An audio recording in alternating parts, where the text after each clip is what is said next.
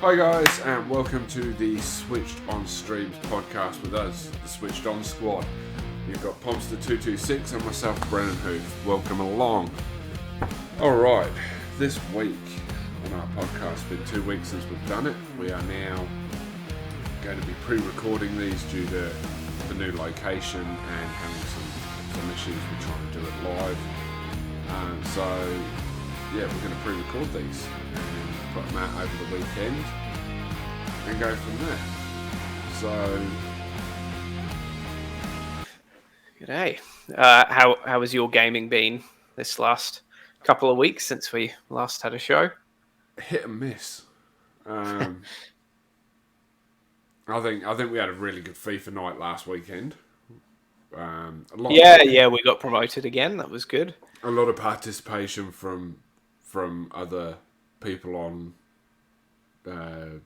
Twitch and the PlayStation Network, which was pretty good. Obviously, we're probably going to limit that a little bit more now.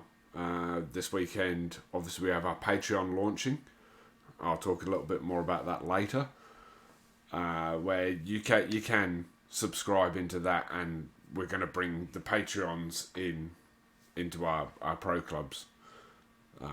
And other games as well, so when we do Fall Guys, all that sort of stuff. But again, I'll go into more of that later.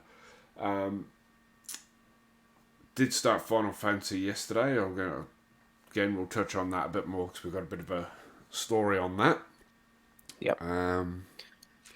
We did try Payday the other night as well, didn't we? That didn't go too well.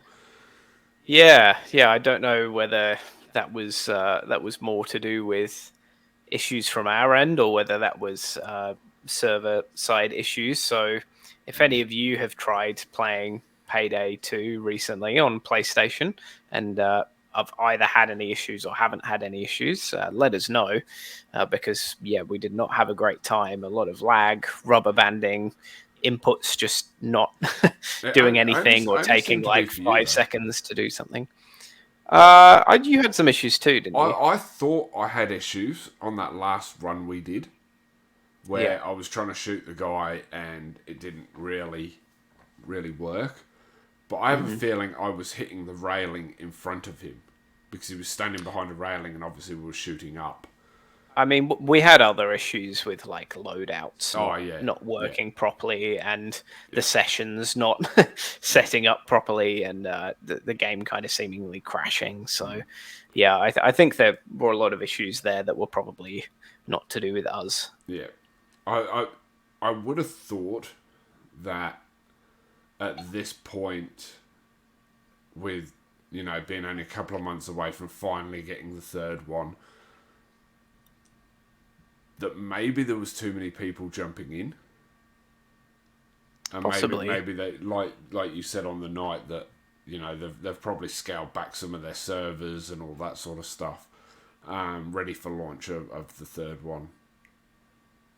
And they've never given much priority to the console side of things anyway, since their issues, let's say. Yeah. So, perhaps it's just a combination of things, but it didn't go so well. Yeah. Outside of that, though, I did try and go for the Platinum on Riders Republic, but again, I'm finding it really easy getting all the trophies on that game. Some of the multiplayer stuff's a bit of a grind, but that's where I've now come to an issue. Certain times of the day are really easy to get matches for certain modes, and then as soon as like what you'd expect to be peak time, you just can't find matches. Like I'll sit in queues for like 30 minutes trying to find matches. Right. And if I'd worked out that I was going to go for the Platinum on this game earlier, I probably would have been doing more matches in and around doing other stuff. Whereas now I've only kind of got that stuff left to do, and it's not great. Not great at all. So I'm kind of giving up on actually going for that Platinum. Maybe. I'll probably go back to it. something I tend to do. So Yeah. So sometimes certain platinums seem really attainable, and you start working towards them, and then there's just a couple of trophies that seem out of reach, or for whatever reason become really hard, and feels like you wasted a lot of time into the game. But who knows? Maybe you'll get there. yeah. Trying to think what else we've been playing this week or the last 2 weeks since Oh we well, I last. mean, we tried to do a heist on GTA on Oh, what was it, Wednesday? yes. I've actually just gone back through the recording that we did from that stream, and like made a bit of a montage of all the fails. Great. I've literally only used like the snippets of the deaths and the fails, and Yeah. it's like 2.5 minutes long. I've put some kind of funny music towards it and everything as well. So I don't think we've ever given up on a heist before halfway through like that. no, maybe some of the earlier ones. I reckon we did some Maybe, of the earlier maybe. ones, but I Oh, think it was. actually, yes. I But think that that bank, the big bank yeah, heist. I think Yeah. that was purely because of the players that we were then having come in Yes. Yeah. with Yeah. us. Yeah. Yeah. Because you had to have 4 players Yeah, for that big bank heist. yeah, which was very frustrating, especially when you had to use randoms. Yeah. Have they changed Who that didn't now? know what they were doing? I don't think so. I think those ones still need 4 players. I'm not sure. Don't quote me on that, but I think that's the case. Might have to go and have a look into that and see if we can. Yeah. See if we can go Yes. back and do those with like 2 or 3. I mean, we've got enough players around now, and obviously you guys can come and join us on those if you want to. So, again, no more details on that later in the show. What was the other one that I There was another one that I've been playing. Oh yes, Final Fantasy. Let's jump right in there. Sure. Final Fantasy 16, as we've spoken on previous podcasts, even though this is going to be a bit of a rebranding and coming back down to episode 1, Yeah. we're those that have watched previous will know that we were quite excited for Final Fantasy 16, and yet it came out last week on your birthday of all days. You still haven't really played too much of it, and I only started playing it today. Yeah. Probably can't talk too much to it, but we'll try. Yeah, so there is an article that I more than actually playing it that I wanted to talk about, and it's from IGN. I think I did send it through to you, didn't I? Yeah. Let me just open it up. So in this article, they're basically sort of talking about how this Final Fantasy 16 isn't an RPG. And from what I played of it today, it really isn't. You sort of level up, and it's kind of strange. It feels more action related. I'd almost say hack and slashy at times. Which is a big departure from its original Yeah. turn-based combat system.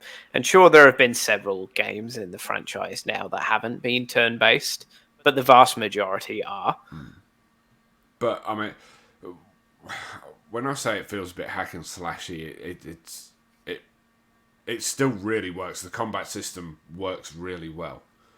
I did the demo last night because I didn't want to jump into the full game. And then while I waited for the game to download today, I did the icon mode. And that's what they're calling their Guardian Force or Guardians or whatever they call them from all the other previous ones. It's a lot of fun. And something doesn't sit right. Do you Mm. understand what I mean? Like I kind of lost my train of thought a little bit, but I suppose it's probably just not what you're expecting, yeah, and maybe that will take a bit of time to adjust to. yeah. I mean, what they said though, what Square Enix have said is that Final Fantasy isn't really a genre of a certain type of combat game Hmm. or action game or this, that, or the other. Final Fantasy is a genre of epic storytelling and great visuals. Yeah, And in that sense, they've hit the nail on the head. Yet again, yeah, as they I do with suppose a every certain single entry. I, sup- I suppose a certain art style as well that goes with that, and all of those things have been fairly consistent throughout the entire franchise. The combat systems changed over time. The role playing nature of the games has changed over time. But you're right, the type of storytelling, the type of art style, that has remained consistent throughout the entire series. Yeah. Well, once they get to 7 onwards. Yeah, when I say art style, I mean in as far as the technology of the time Yeah. allowed. Yeah. Yeah, I mean, obviously, there's only so much you can do with 8-bit. yeah, yeah, And yet, those games were still quite engaging and still told fantastic stories. yeah, absolutely. Yeah, So, yeah, I agree with the point that this article sort of makes that, if you want an RPG, then this really isn't the one for you. hmm But if you're a core Final Fantasy fan, you've got to play this. yeah, And a yeah, lot of people have, and I've already seen in some of the groups and stuff on Facebook, people are already platinuming it after a week, and they've done 2 playthroughs. yeah. Crazy. And Some I'm like, people get right into it. and I'm sitting here like, oh, crap, I still got to start it. So, but I'm having a lot of fun with it. I know you've got it downloaded, so I suggest getting onto it.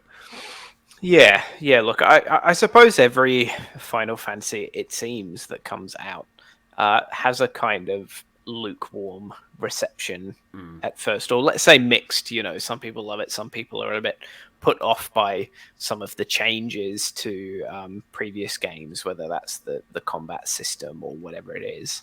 But that it tends to be that the good Final Fantasy games, after a little while, whether it's after a few months or a few years, they tend to kind of stand up to the test of time, and they all have something in them, whether it's great storytelling or amazing visuals or great music that tends to be, lasting. Yeah, yeah, and look, there is one gripe I have about the game,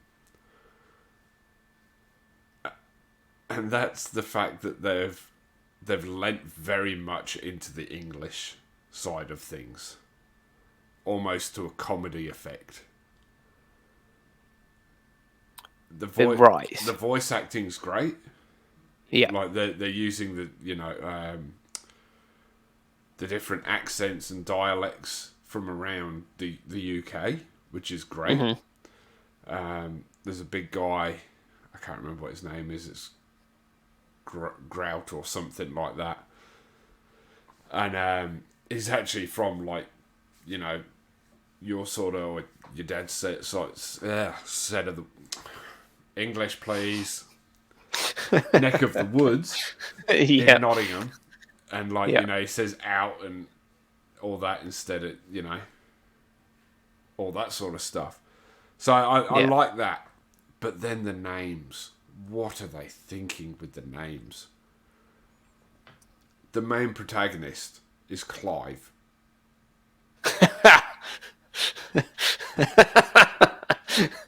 It's not really a hero's name, is it, No. Clive? And then I was talking to this guy that you do a quest for. His name's Jeffrey. I suppose like Jeffrey is a traditional name, you Yeah. know. Yeah, I It's a get that. very like old fashioned name that you can see a knight being called Jeffrey. Yeah. But But he wasn't a knight, he was a carpenter. yeah, right. Yeah. Yeah. I'm trying to remember the other ones. There was a couple of names that really stood out, and I went, "Oh wow!" His brother's name is Joshua, Right. which yeah, that works.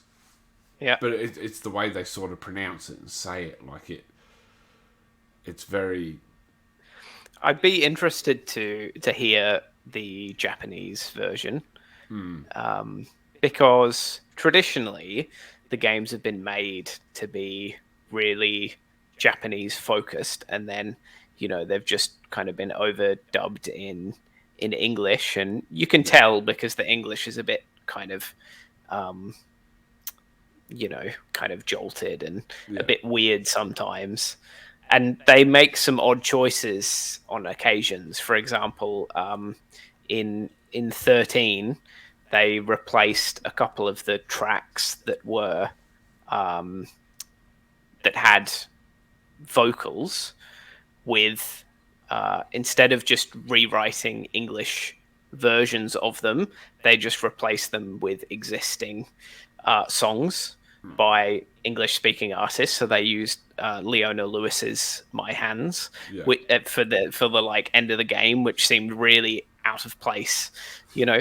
So traditionally yeah, they made those kinds of decisions. Now they're obviously trying to make a game that kind of fits the English language a bit more um, natively, let's say, yeah, but it probably comes across a bit tongue in cheek because it's very it's leaning on stereotypes. yeah. There was a game I finished recently that did that. I can't remember what it was. There was a game that I finished, and it was like an action adventure type of game, like real gritty, getting in there. And at the end of the game, there was like Ed Sheeran's song over the Right. credits. I'm like, Yep. what the hell is this? Yeah. If anyone can work that out, let me know, because that's going to bug me all night. It'll probably come to me in the middle of a FIFA session or something. And it begs the question how much money they had to pay for the licensing of that song. Yeah, When they probably could have just paid their in-house composer to write an English version of the existing song, and it would have been far cheaper, and they could have spent that extra money on in whatever saying they that, needed in development. in saying that, sometimes you've got the budget and you have to use that budget. Yeah. So Yeah. It maybe depends. that's what Yeah. it's sort of come down to. But yeah, all right, we're going to get on to probably the biggest news going around in the gaming world at the moment. And it seems every man and his dog's covering this, so why not us as well? Xbox versus the FTC. There has been some big stories. Yes. Some big stories coming out of this. Yes. Some that I've scratched my head at, and some that I've genuinely blown me away.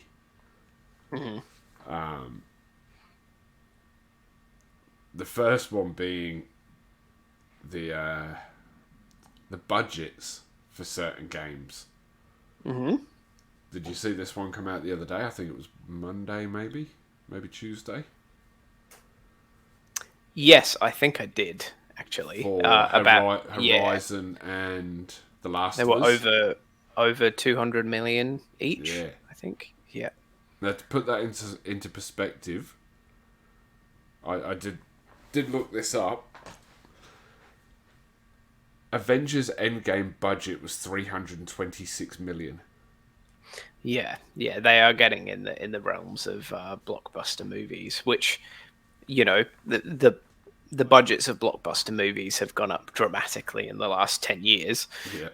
But yeah, somehow video game budgets have caught up to blockbuster movie budgets, not just like mid-tier budget movies, but blockbuster movies. And that AAA games and that blockbusters are kind of right on par with each other now. that probably goes to the mental blanking every time when I try and do this sort of stuff.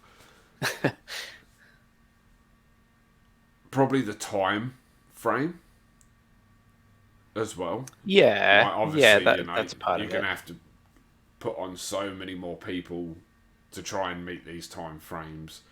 One of the articles I did read stated that Horizon Zero Dawn had over 300 full-time employees working on it.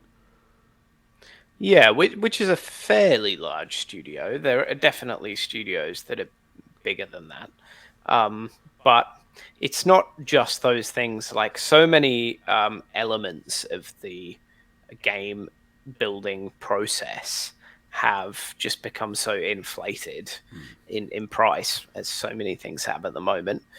Even just the software that they use, a lot of Autodesk software, which they use for 3D modeling, whether it's Maya or 3ds Max, etc. That stuff costs. It can cost, I think, up to about $3,000 around about there, 2.5, $3,000 per license. So every 3D modeler that has to have that software on their computer, that's how much you got to pay per license. And that's just one piece of software. Every different type of person in the development process has their own software, as well as how much you're paying them for their job. So everything is getting inflated, and it's only going to get worse. But on the flip side of that, if we have to pay an extra $5-10 a game, it's not the end of the world. Yes, we might complain about it, but if we're getting the quality of games that we are getting, I can't see how we can complain. I really don't. Yeah, look, I think video game prices, although they do seem expensive now, that the prices probably haven't kept up with inflation, if anything. No. In Australia, we're now paying between $110 to $120 for a brand new AAA game, and it was $100 like 10-15 years ago. So it was it only really $100 on the PS4. It was only when we switched over. Yeah, even some brand new AAA games on the PS3 were in the $100 mark. So yeah, probably if anything, we're getting a good deal. Very much so. There's so much to even touch on when it comes to this. Just bringing it up here. What have we got on this one? That it seems that Microsoft's intention seems to be the mobile market.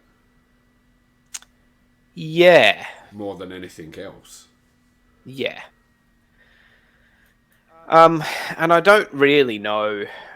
I can't really put my finger on like what they're going for there. I mean, the numbers do show that way more people play mobile games than play console games or PC games, but they are, unless you're talking about microtransactions, that they're spending less money.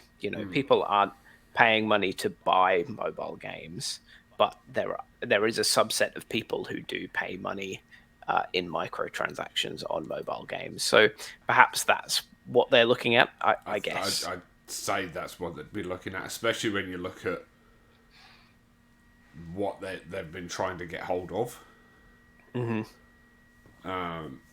and what they've sort of let go and moved away from. There was, because they were looking, is it Zynga that make Candy Crush? I think so. And was snapped up by Take-Two. Yeah. And there was another one that they were looking at going after. Niantic, Supergiant Games, Nexon, Warner Brothers, Sega. Yeah, Zynga was on there, Bungie, and Square Enix. They were all looking at going after. And most of those, especially Niantic, all do mobile gaming. Mm-hmm. I think the reason that they stepped away from all that is it's not the type of gaming they wanted. They want those microtransactionable games. Yeah. Yeah. And they're obviously going to get that with Activision Blizzard. Mm-hmm. Because is it King that they get with Activision Blizzard? Yeah, you're kind of testing my knowledge there. I'm not sure. I know they've got one of them. Let me have a quick gander at this. See if I can work it out. Because they make Candy Crush.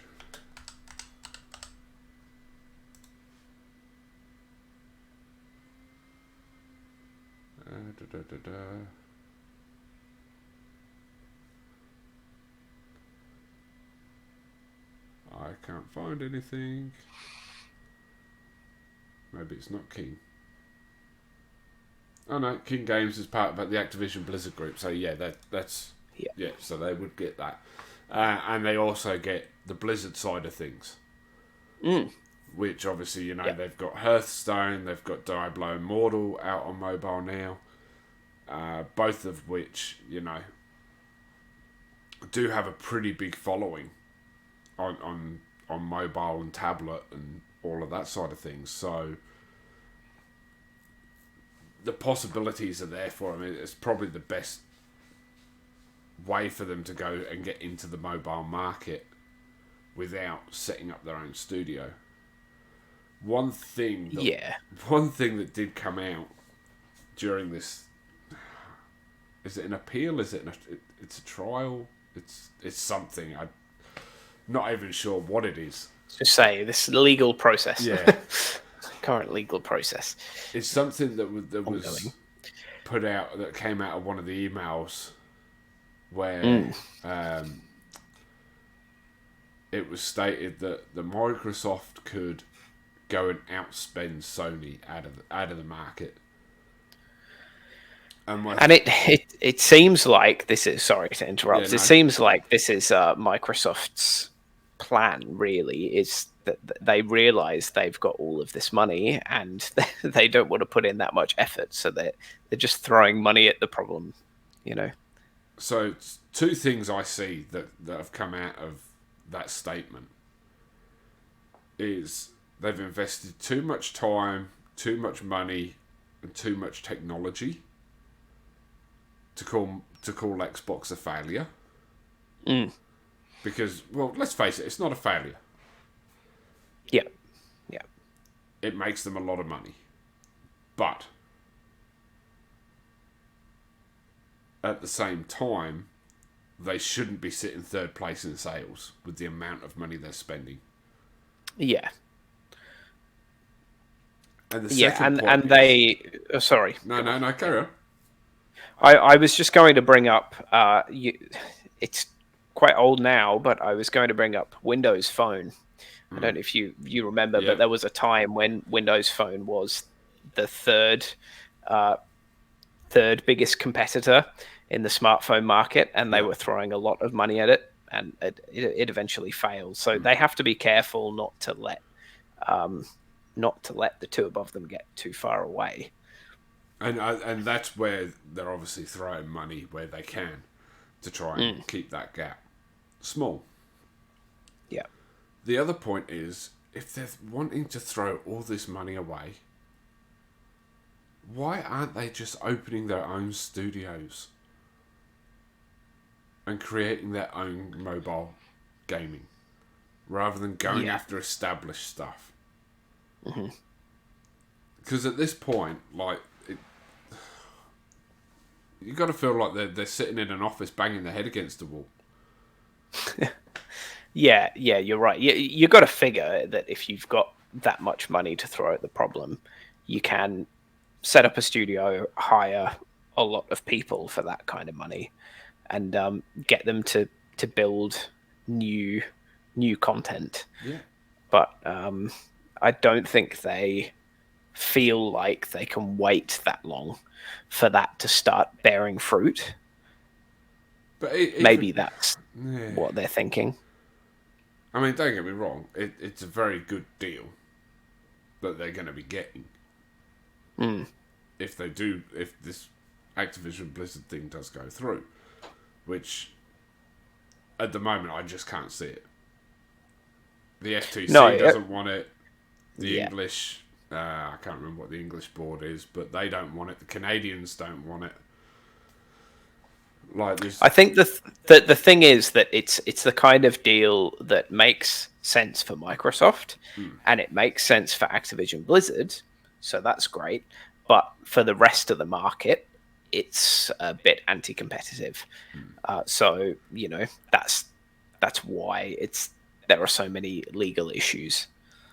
And one thing that I was kind of impressed with was, I'm not impressed, probably the wrong word, but Jim Ryan, in his video testimony, he was very open and said he doesn't think that it's anti-competitive.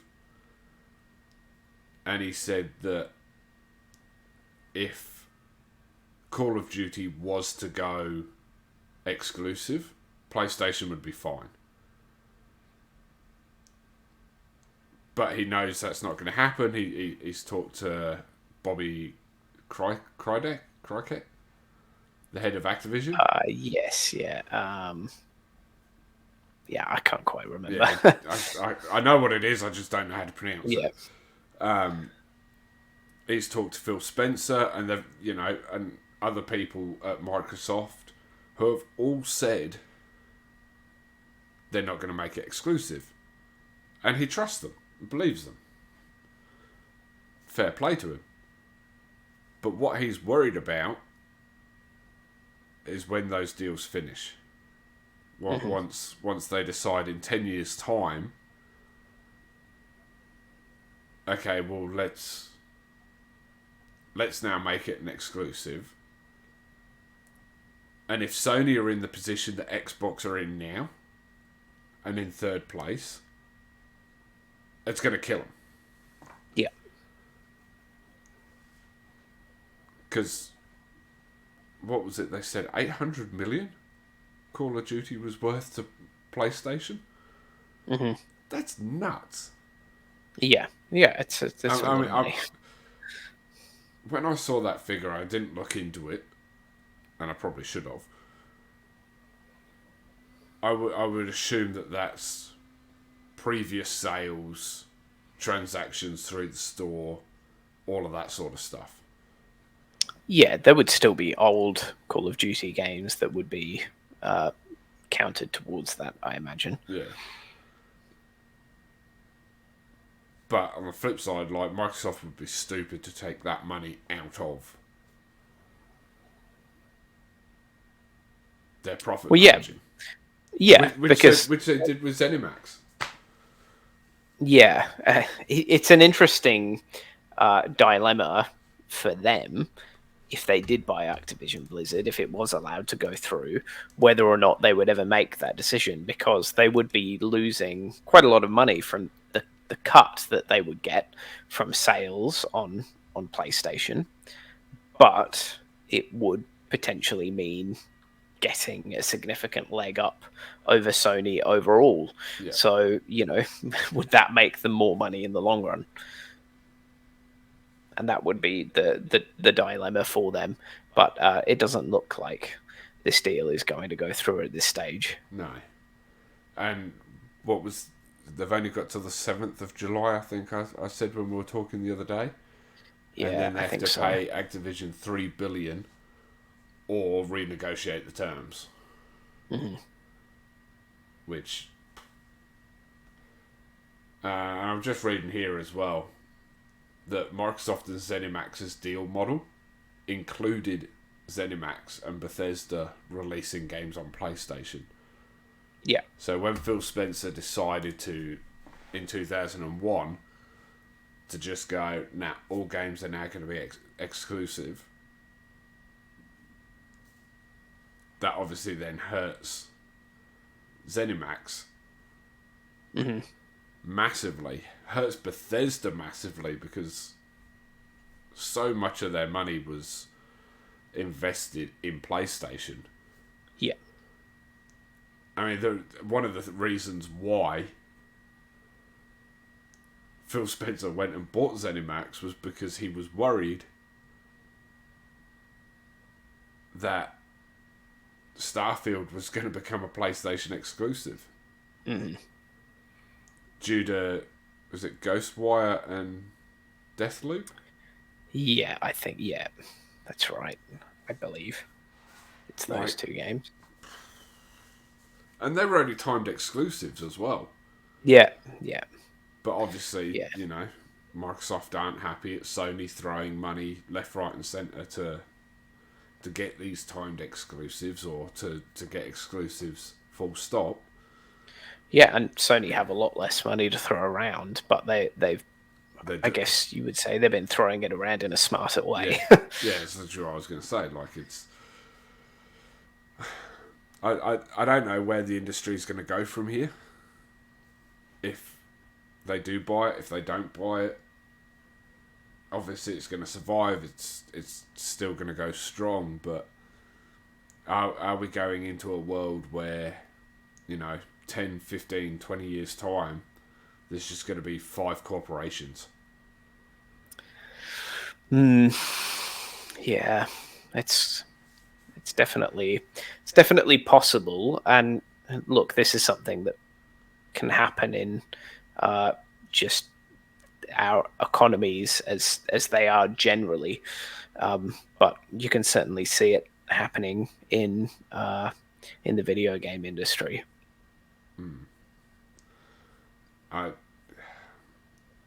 It worries me. Really worries me. Yeah, as we've spoken about in the past, it's you're getting a lot more of just the big AAA stuff and real indie stuff, and everything in between is kind of losing its space in the market. But again, as we've said as well in the past, that, you know, that indie stuff is stepping up.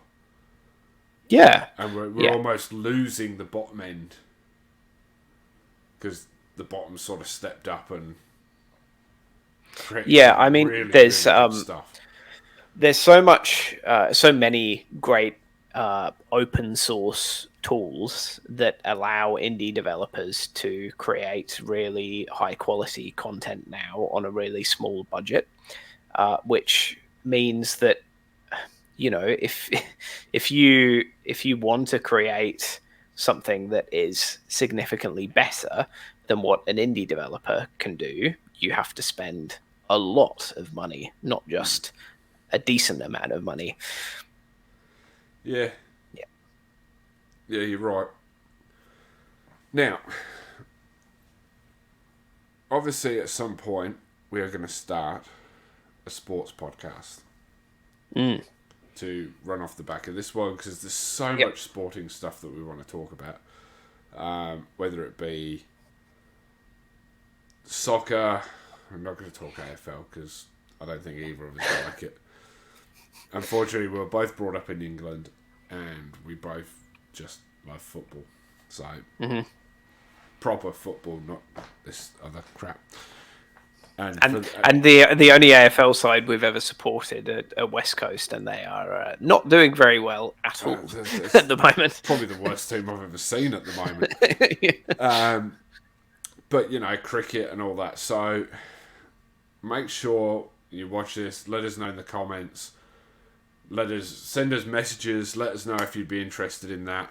We'll talk about the weekly results. We'll talk about transfers. We'll talk about wrestling storylines, all of that sort of stuff.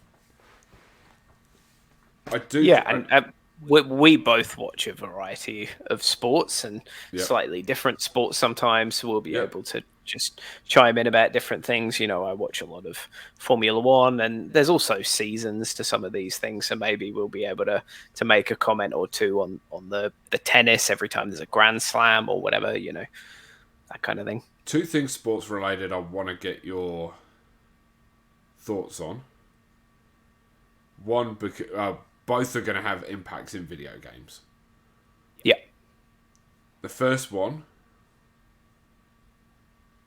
the PGA Live Golf merger, non-merger thing that's going on.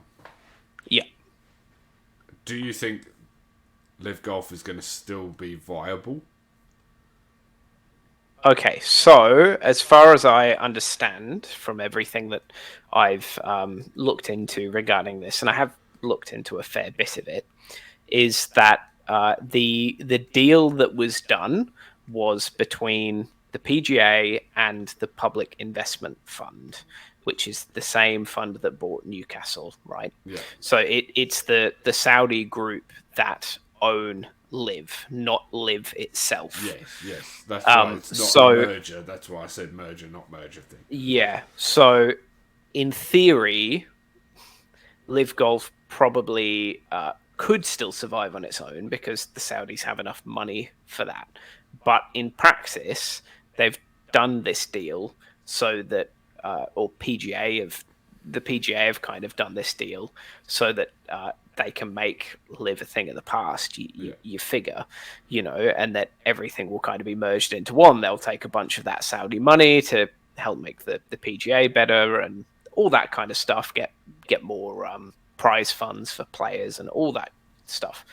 So I think in practice, Live Golf won't survive as it is. And at the same time, the Saudis have got what they wanted. They got that seat at the table, really, didn't they? Yes. Yeah, exactly. And I don't know the details about how much of an investment or what kind of percentage they have now, how that works. I'm not sure that all of that information is public, but you would figure it would be quite a significant amount of money. And I doubt that they did a deal just to settle a dispute. I imagine it was to really pump significant money into this, to change the way that the PGA operates, to get better deals for the players, to change the kind of events that they have, to maybe do a little bit of what Liv's been doing. PGA is a non-for-profit, isn't it? So they've had to open a second sort of league, in a sense, underneath PGA, which is then where that money's going. I've read into it all earlier. Yeah. But you see, I thought I'd heard there was a Live Golf game coming.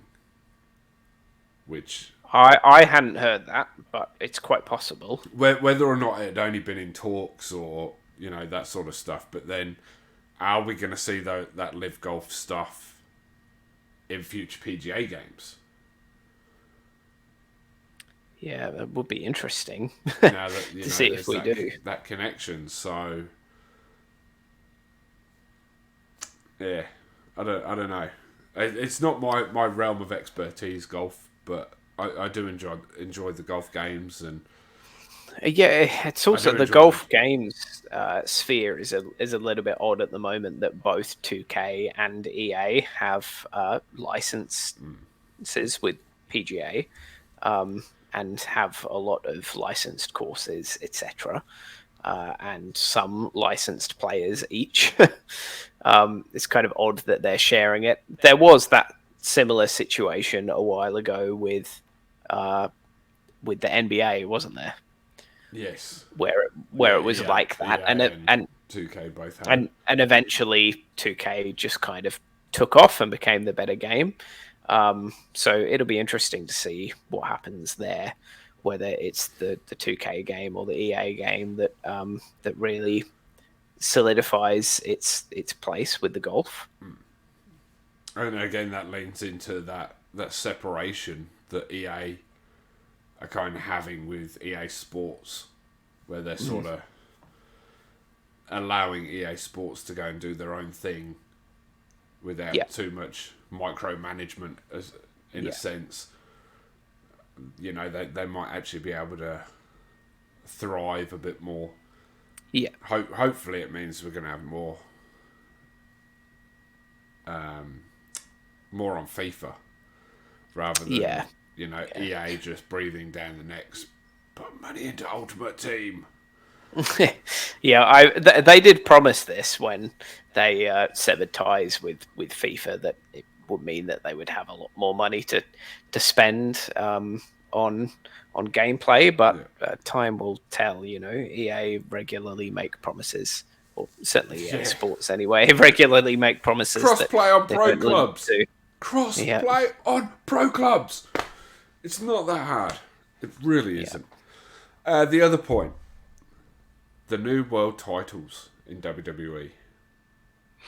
Yeah, right. Yeah. What do you think, Tom? I probably have a slightly different opinion about each one. But as a whole, I think I like what they are trying to do. I never really liked this thing of making all of the titles look very similar that they had going on for a number of years. Firstly, I didn't particularly like that design in the first place.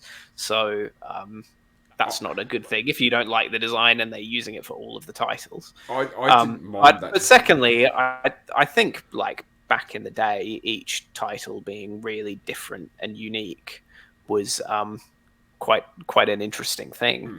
And certain titles just had like a really good look on certain wrestlers, on certain champions. Yeah.